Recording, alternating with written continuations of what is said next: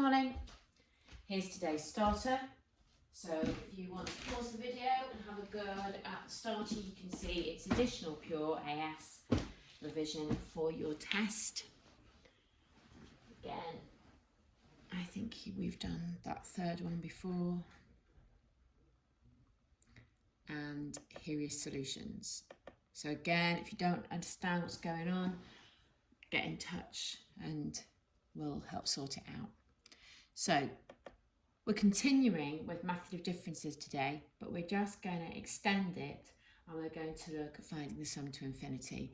Now, you know quite a lot about convergent and divergent series. You've done it in normal maths this year in lockdown, but you've also met it in additional pure. So you are quite aware of what happens and that if a series converges, you can find the sum to infinity. Okay, now essentially all you're going to do here with a summation is to find the sum from 1 to infinity. You take your expression from 1 to n and you literally replace the n with something so large it's, you can't possibly conceive of it. So although the sort of maths we're writing down might feel a little bit crude, it's essentially, the idea.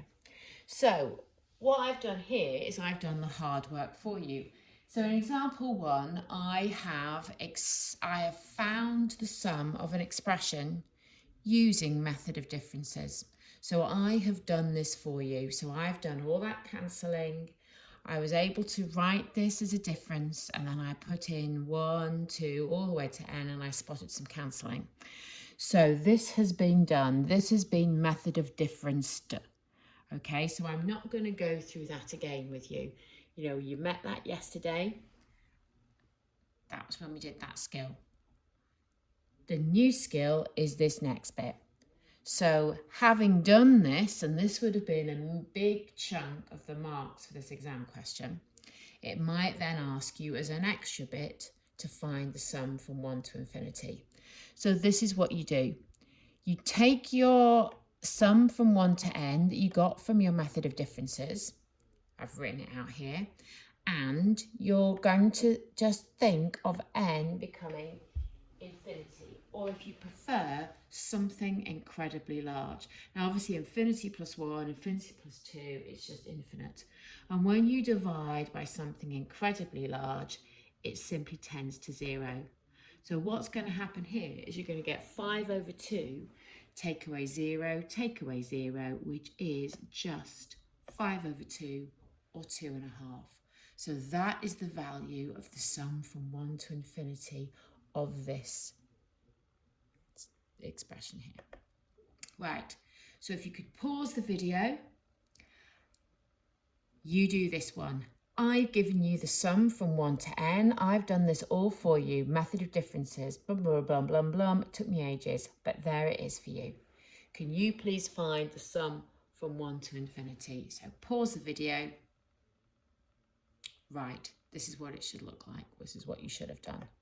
So all you're going to do is you're going to replace your n with infinity. So you're going to get 3 over 2, take away the reciprocal 1 over something huge, take away 1 over something huge, and both of those would tend to 0. So it would be 3 over 2. Example 2. Again, I've done this for you really kindly. I've done all the method of differences, all that work. You're just going to now find the sum, not from 1 to infinity, but from n plus 1 to infinity. So it's been messed around a little bit here, but it's basically combining the idea we've just met with ideas we met a little while ago, last week. So the first thing you're going to do is you're going to rewrite that summation. Now, you know that the one that you're using, you've only got the sum from 1 to n, so that's the only thing you can use. You can only use this for summations that start at 1. So just as we had to rewrite last week, we're going to rewrite this week. So we're going to rewrite this as the sum from 1 to infinity of this, and then we're going to remove the things that we don't want, which is 1 to n. You want n plus 1, you don't want n. So you rewrite that summation like this. Now, the sum from 1 to infinity can just be found by replacing this n with infinity. So the reciprocal of infinity squared, that's just going to tend to 0. So the sum from 1 to infinity of this expression is just going to be 1. Whoa. So that's just going to be 1. And you know that this is the sum from 1 to n, which you were told at the beginning of the question. So you're literally just going to copy down what you were told. So an expression from r equals n plus 1 to infinity is 1 over n plus 1 all squared, because obviously you're going to get 1, take away that negative term, making it the positive term. Right, you do this one. So it's exactly the same, different expression, probably slightly easier. So pause the video, you have a go. Right, let's talk about it. So if you use what you've been given, so again, what you're going to do is, that's my husband having a Teams meeting and it's just jumping in on my laptop. Okay, so rewrite this. I've just not put the general term in there.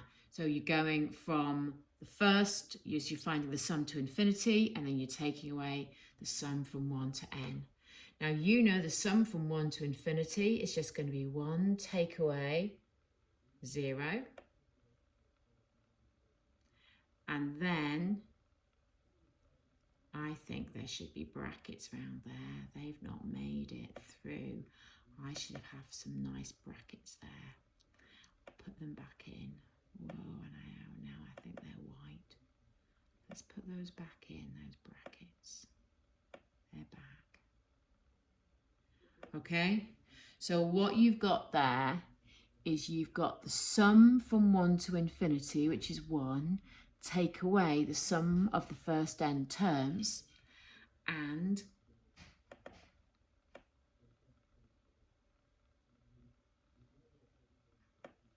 you should be left with that, so 1 over n plus 1. Okay, next example.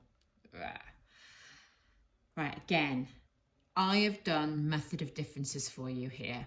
Okay, it was a 3, the 3, all done, not very nice. Now, however, the problem with this is this one's been simplified, and it would have been better for the purposes that we want probably to have left it.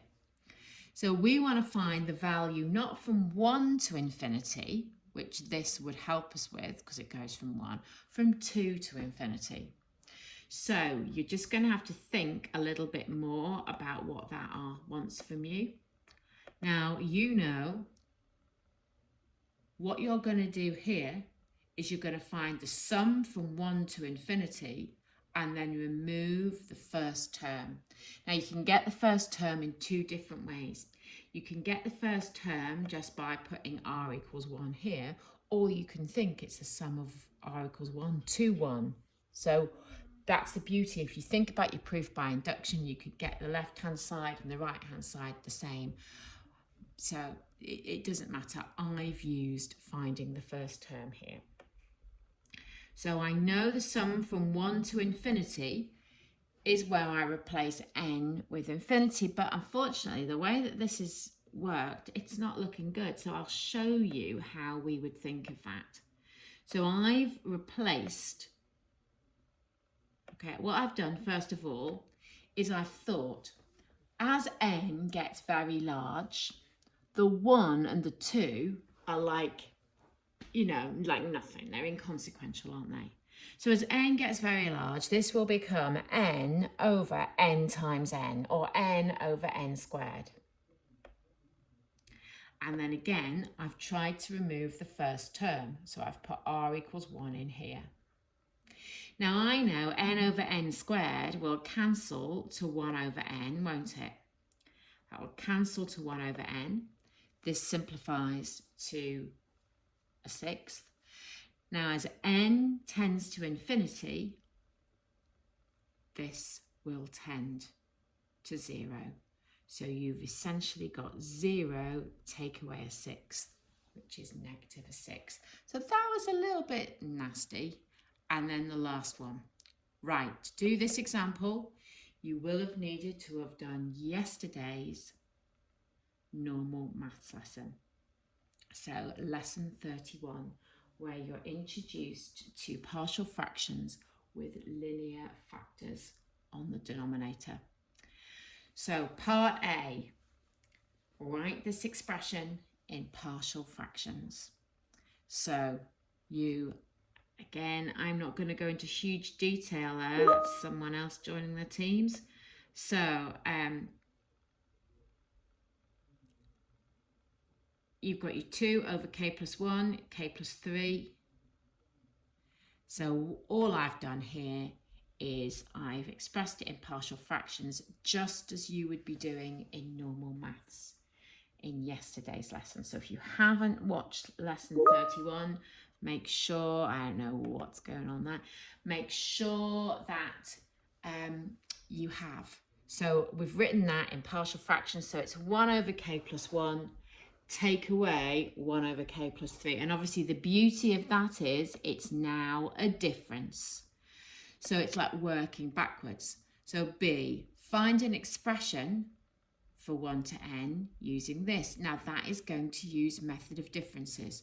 So you take what you've done for part A and you're going to, so take your fraction and with the partial fractions, which you're now going to write as the difference, and you're going to put in k equals 1, k equals 2, k equals 3, and you can spot the cancel. Now, I've taken this from the textbook, and I suppose I don't really like the way they've cancelled them because I don't think it's very clear. I think what I would have done is I would have said that quarter goes with that quarter, that fifth goes with that fifth, that sixth, and so on. So you can see that you're left with those two terms. So the symmetry is going to be, so again, you've got that going with that, haven't you? And that going with that. So your symmetry is you're going to be left with those two terms. So, and I've now got that a little bit in the way. So you end up, so again, this is the example from the online textbook or the actual textbook that I've copied. And for some reason, they never added those together, which I've just chosen to do. And then part C asks you to find the sum from 1 to infinity. And so what I've done is I've just thought of n being infinite, so 1 over infinity tends to 0. So from 1 to infinity, it's going to be 5 over 6. So here are your questions.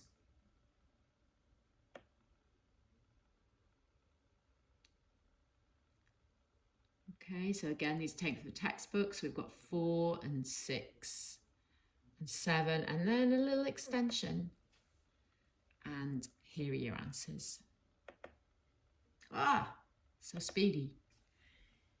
Right, no further maths lessons until the 30th of June. So that's just under 2 weeks. Good luck, bye.